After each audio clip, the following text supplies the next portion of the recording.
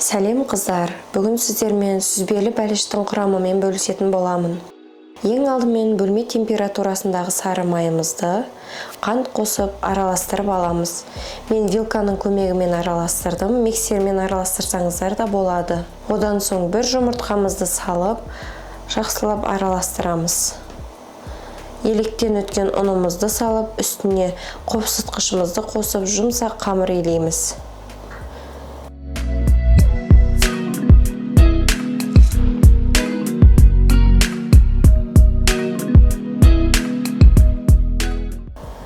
Қамырымызды холодильникке жарты сағатқа қойып, демалдырып аламыз.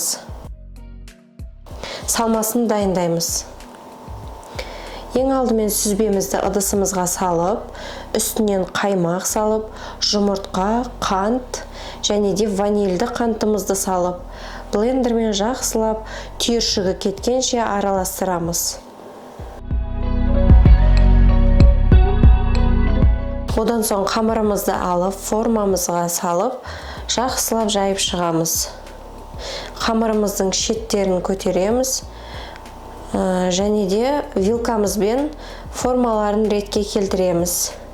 Қамырымызға қопсытқыш салған үшін вилкамызбен тесіп шығамыз. Одан соң дайын салмамызды қамырымызға құйып, пешке салып пісіріп аламыз.